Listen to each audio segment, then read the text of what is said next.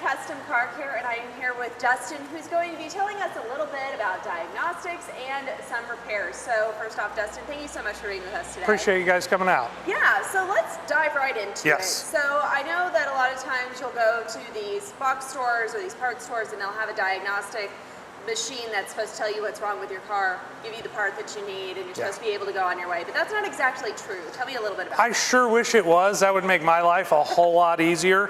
A lot of times what they're using, and we will use them occasionally just as a quick check, it basically gives you an idea of the category that you're potentially having problems in. It doesn't really test and tell you, hey, put this part on there. And a lot of people think that that's what it does. My concern, or what I see in the industry, is people buy a lot of parts that they don't need. It costs them a ton of money, and their car's still broken at the end of it.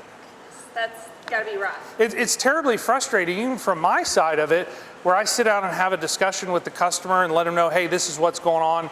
We've broke down exactly where the need of the car is, and maybe they've exhausted their resources previously in areas that didn't help them. Yeah. And I hate that I like fixing cars. I don't want that to be their experience. Absolutely, and it can be hard, especially if you have spent a ton of money already on parts, and then your car still isn't fixed, and then now you don't have the money to get your car fixed, or you've got more problems. Have you seen that happen? Yes, so in today's market with the global economy, parts are coming from all over the world, so the standard of quality isn't what it used to be.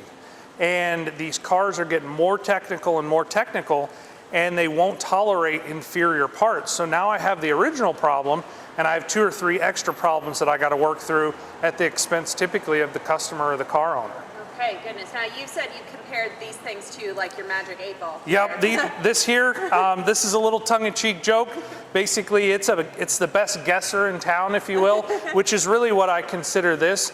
And the value, or what I would consider best practices repair shop, is the fact that we can do the necessary testing, that when we come to you and say, hey, this is the investment your car needs, we're correct, and you get a good value or a good return on those hard-earned dollars that are out there. Yeah, so tell me a little bit about the differences between that in your hand and the system you guys use. So this is very basic. It's anywhere, and you can find them all over the internet for $20 to $60. Your big box parts stores have them all over the place.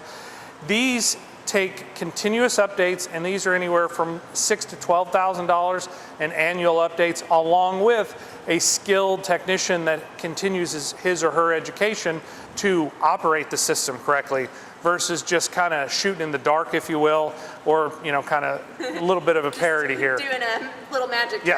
Yes, very much so. I gotcha. So then if people have questions, they want their car checked out, how can they get in contact with you? So you can go to our website, you can Google us just like everybody else. We're out there on Facebook.